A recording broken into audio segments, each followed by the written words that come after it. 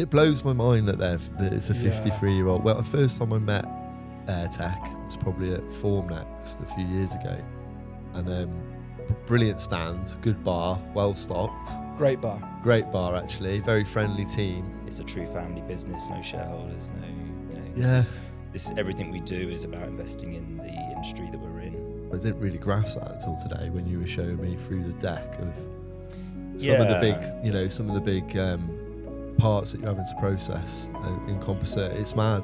Airtech is definitely a massive name in the market for pellet, and we work really closely. And for us, it's been invaluable for us because it gives us a leg up with our technology. We go to someone and know that with this material, you're going to get these results.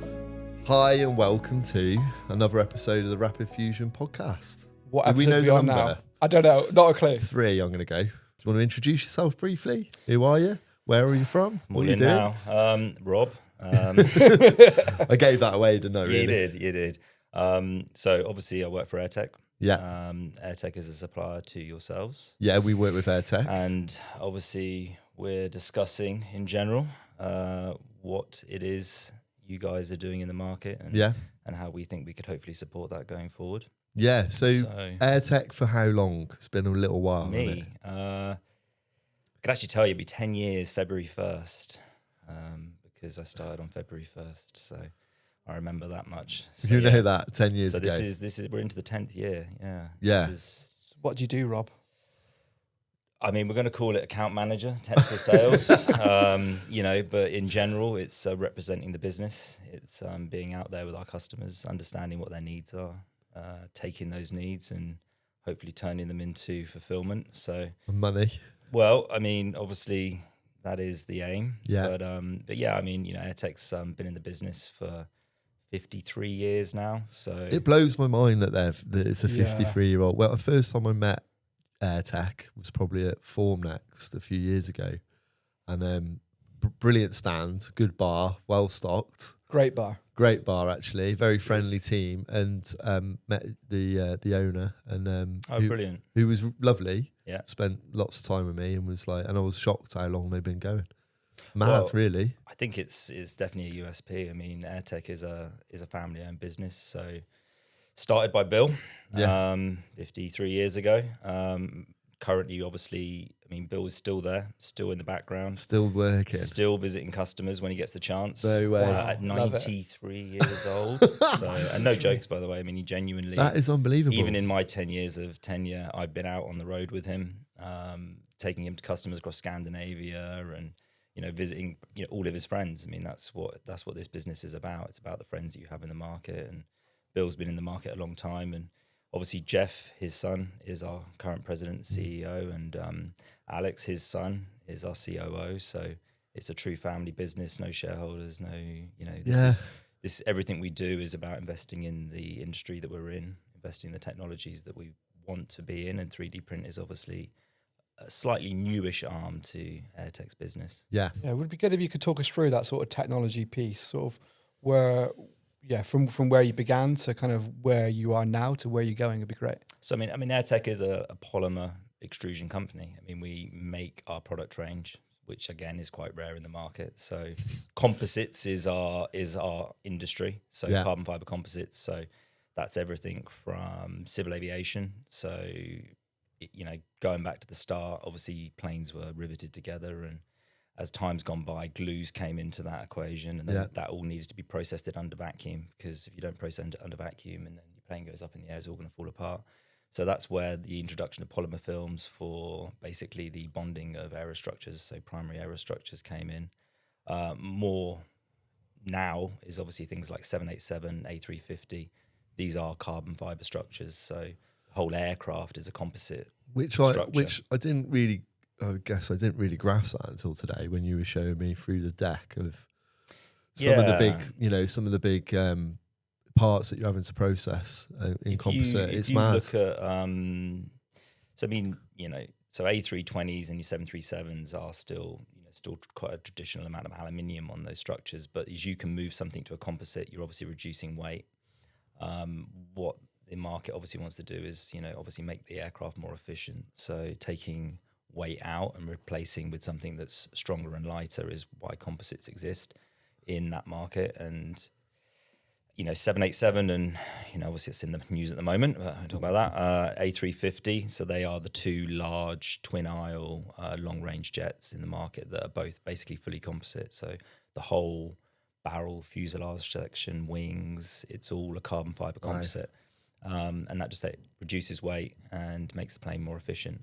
So that is, through and through been our market for the last 53 years, is supporting that activity with our product range, which are nylon films for creating the vacuum envelope, the separation films, so from the laminate to those films are going to be things like a PTFE type based product, and then all of those other materials around making that part. So in essence, anything that, and this will come into 3D printing, anything to do with making a composite part, Airtech wants to be involved in, but not necessarily the part itself, if that makes sense. Yeah definitely. So processing the part, processing the carbon fiber, so the vacuum bag, the sealant tape, the release film. And I think what we really saw, we've always had tooling prepregs in our market, in our range, so some really nice technology around tooling prepreg. But it's a market that is dominated by other people.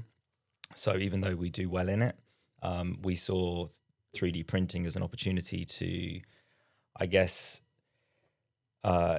get polymer extrusion into the actual mold. So if you can print the mold, and then obviously we can provide the materials around it, it just continues to sort of basically be part of our range. Exactly. In there. And I guess we look at 3D printing and we say, well, we run some of the biggest cutters on the planet. So these are sort of for cutting the bag and making kits for aircraft. We understand how to mill, machine. We understand how to extrude, and I guess we saw 3D print as an opportunity to take skills we already had. Yeah. We're already compounding our own materials. We're already extruding our own materials.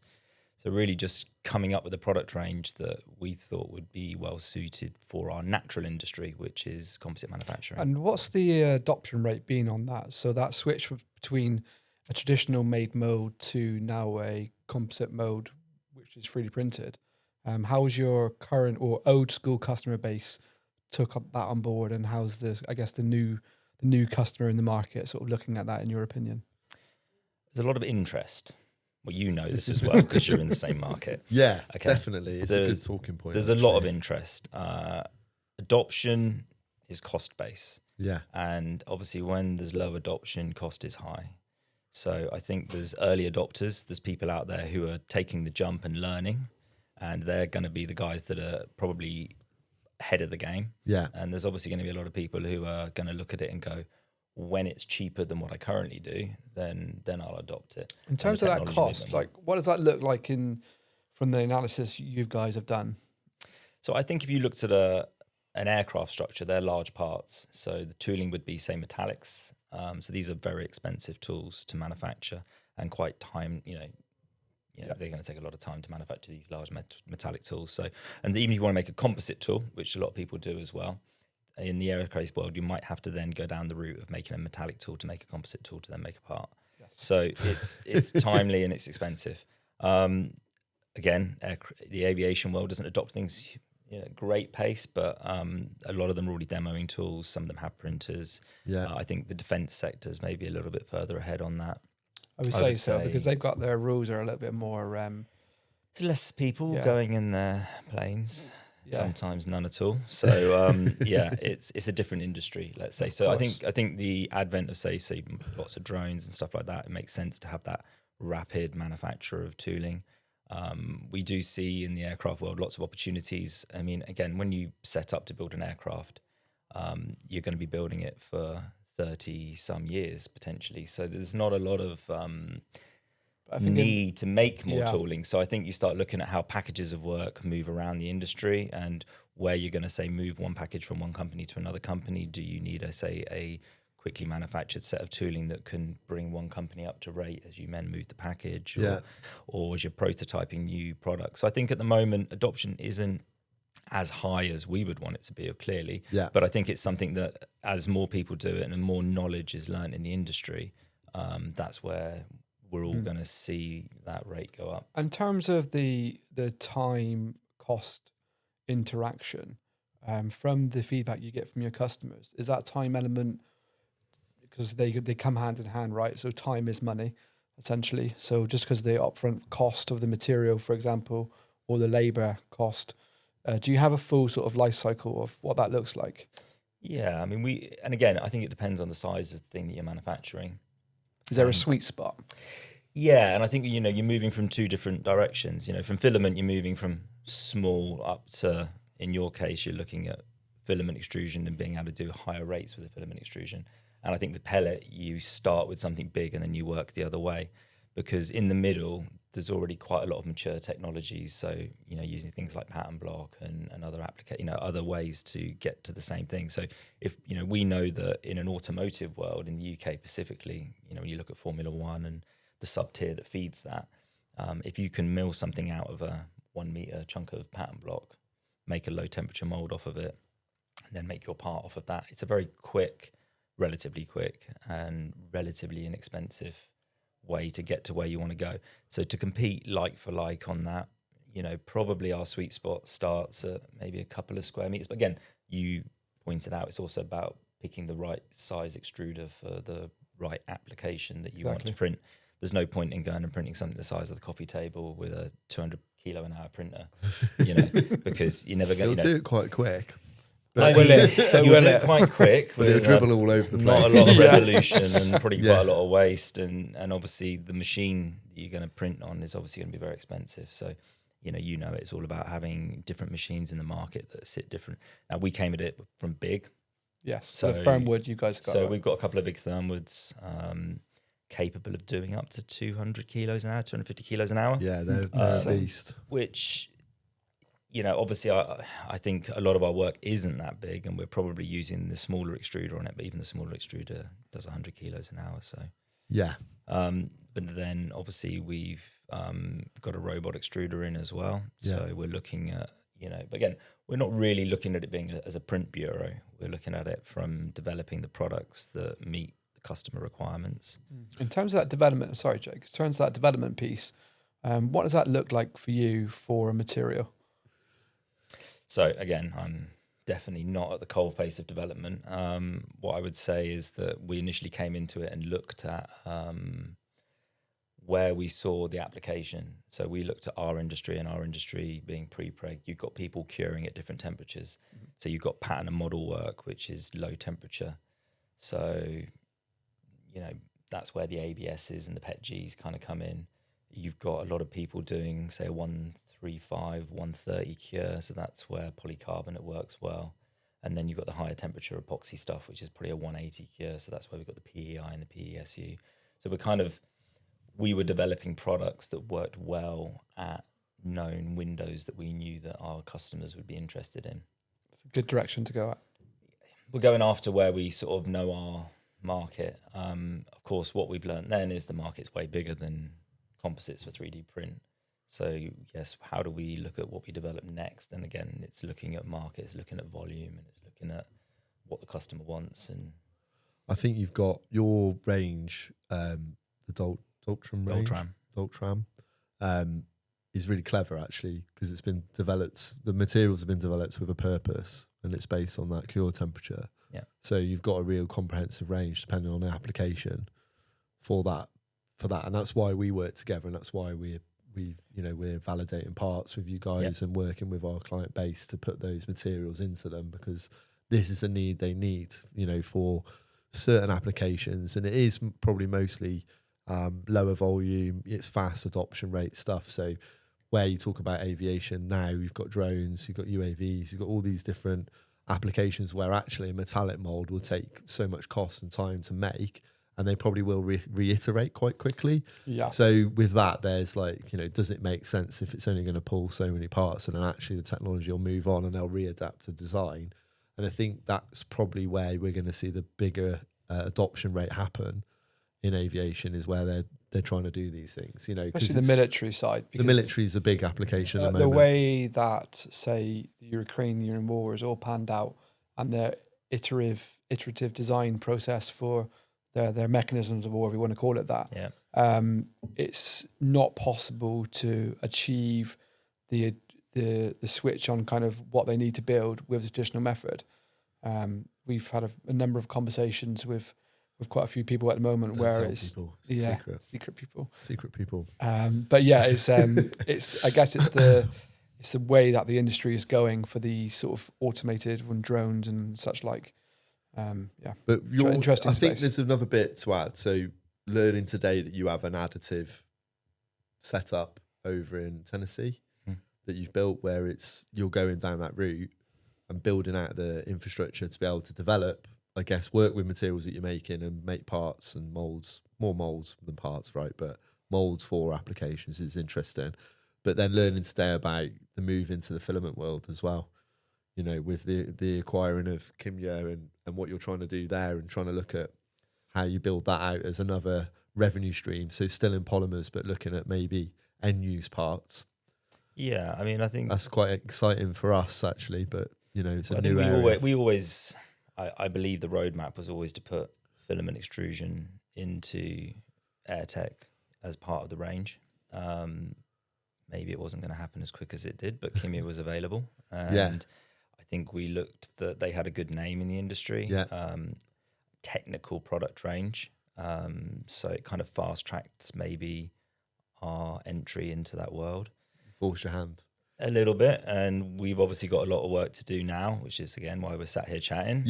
Understanding what that market looks like, because a lot of that filament might not be our natural market, even though there probably isn't a composites company I go to these days. It doesn't have at least a 3D printer of some description doing small jigs, fixtures, molds. You know, we all know some of the product range, like the high temp stuff, like the Ultims and stuff. So there's all these little applications for these products that customers of ours have. Some of that's driven by the OEMs that they're building parts for, saying, "Oh, well, we don't want to make this widget for you on our machine, so you need to buy a machine, and then you get the package of work." So we're seeing more and more, let's say, desktop to 500-600 mil type box extruders in our customers. So we see a natural avenue for us to be selling product into those and supporting those customers, understanding what products it is they need, and we're seeing a natural move from the low temperature polymers to the more novelty higher temperature polymers. And you know, people want collapsible mandrels, and people want, you know, stuff that can be used in an autoclave. So we're seeing a move, and we're seeing options for us there. But then it's also interesting to understand your market, which is everything else. Yeah, you know? I mean, it's interesting because we came into selling the large format printers probably really early in what we class as an FDM printer, so a filament based printer. There wasn't many around. There wasn't even many products on the market at the time. But now it seems like it's a staple in a lot of businesses. But also, print bureaus using FDM to produce a lot of parts and fast and like contract parts for different things like automotive, where it's a very high end supercar that needs certain parts. They'll produce them using FDM now, which was not the thing. So I think filament has naturally increased rapidly. I think we've seen the shift in the last sort of,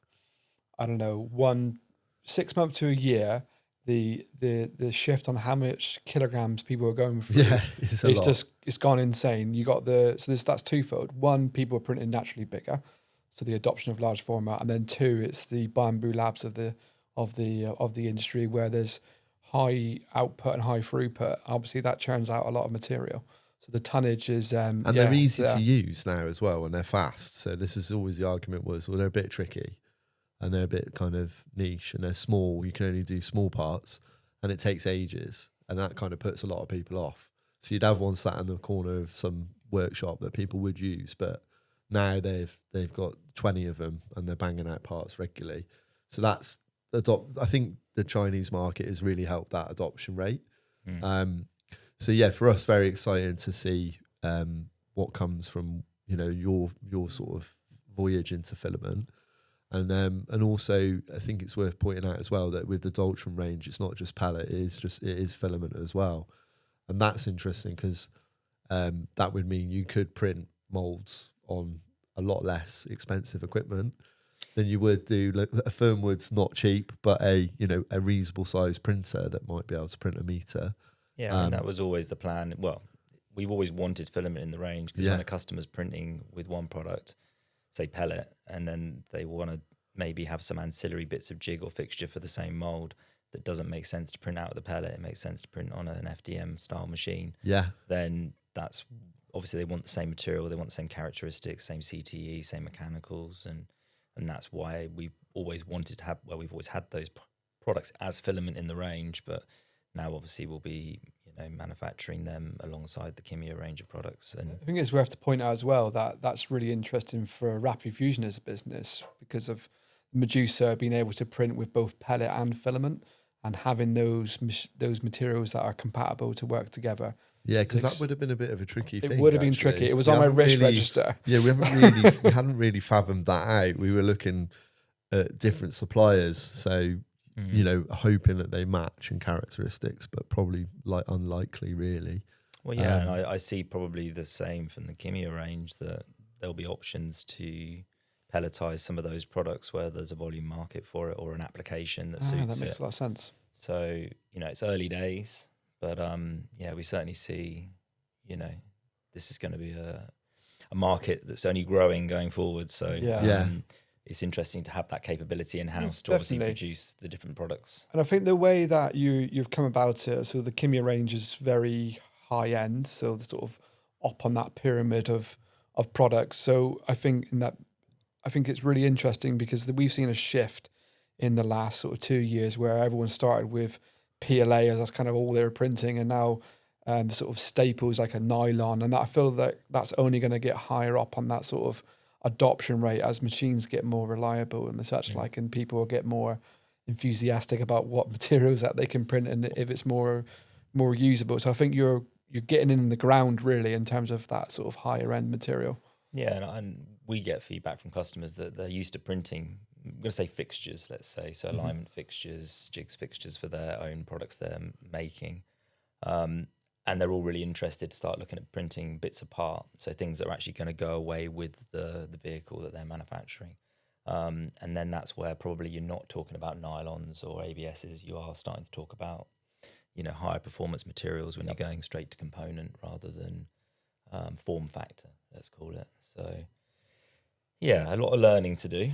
But the market's just adapting at a really different. All these technologies and all these materials will allow for that adoption rate, and I think where you see pellets still being slower to adoption in terms of large format, that'll only get easier over time with the technology advancements. If we produced a 2 meter printer for £50,000, we're not, by the way, today, but if it existed, and and then obviously the way that it produces parts is quick and easy, there's not a lot of knowledge needed, you'd find that then would adopt a lot more use of pellet overnight, right? So we're trying to bring that technology gap, and that experience gap, make it easier for people to have it. But then with the materials that you're bringing out, it's also allowing people to replicate what would be a metallic mold normally, or something carved out of a billet, to being able to make. It's also good to note as well that so we're all going in the right direction in our own ways, but they have to align. And it's the formulation as well. The formulations have got a lot more stable. Like you guys have done such a great job with the pellet extrusion.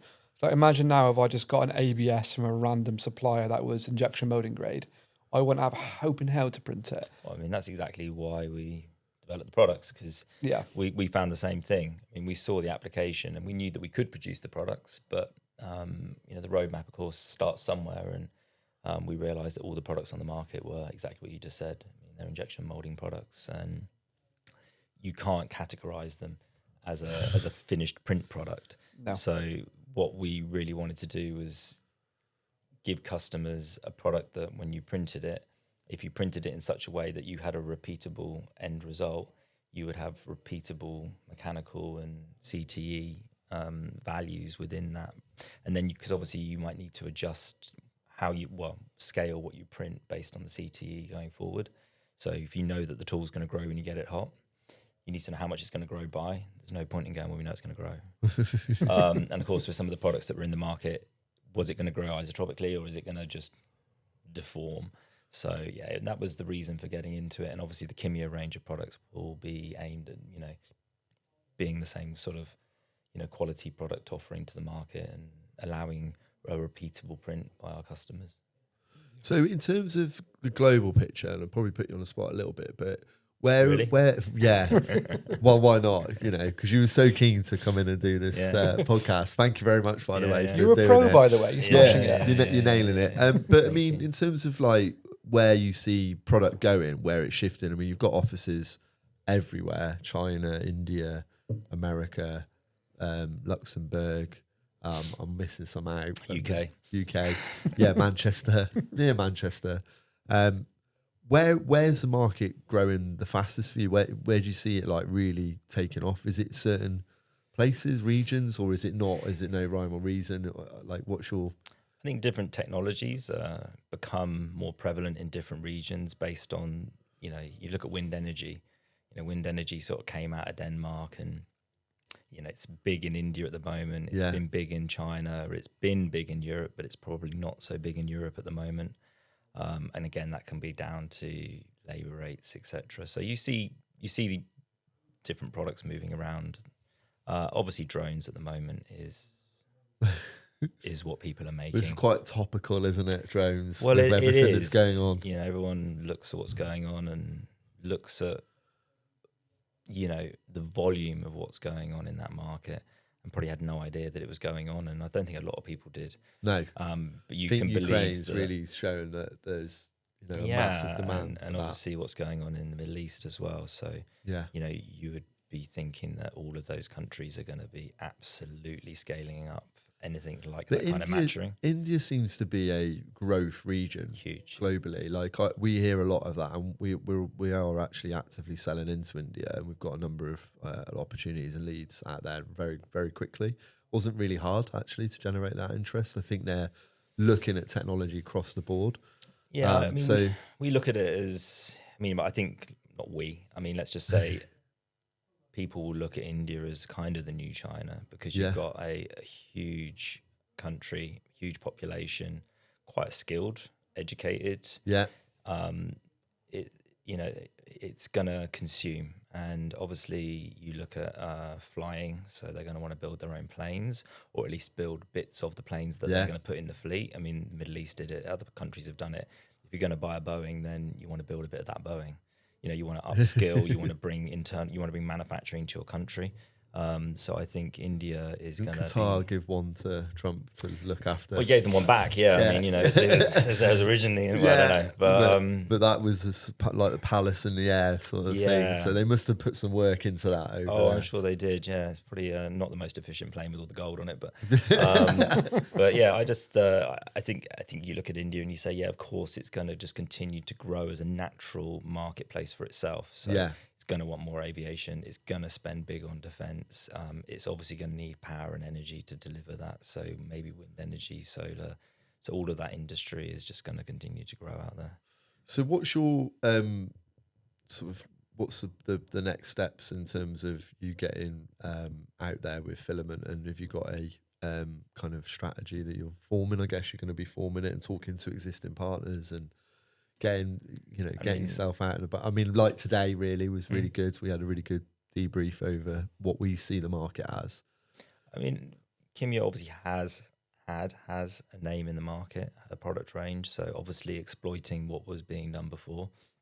But then really it's just about using, you know, our own wherewithal in the market, being out there with customers to understand what it is they're currently using, and then trying to understand what products we could be offering them, or what products they want us to offer them. I mean, it's always got to be customer led. I mean, at the end of the day, buy this. Well, we don't need it. We'll buy it anyway. Yeah, I mean, if you're designing something that no one wants, then you're not going to be selling it. So you know, we obviously want to be led by the customer. We want to understand what it is that they need, and then we want to make sure that we're in a position to have that product for them and available.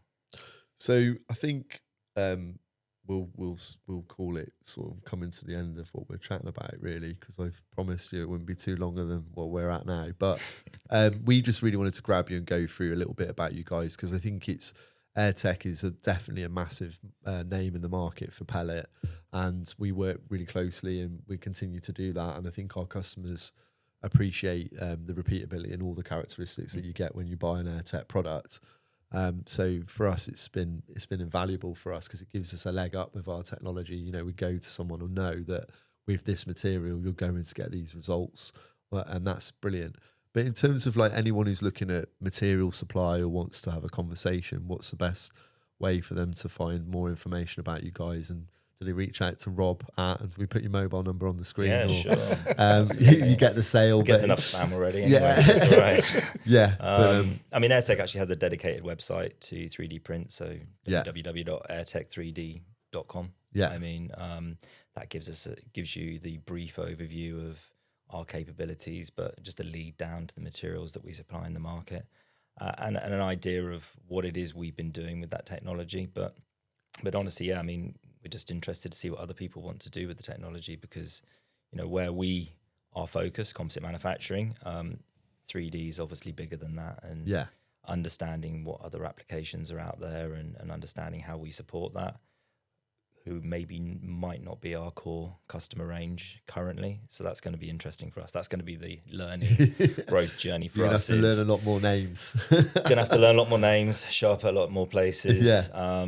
But yeah, no, we're interested to see what we don't know. Yeah. And clearly when it comes to, you know, the filament side, there's probably quite a lot we don't know. So we're looking forward to that journey.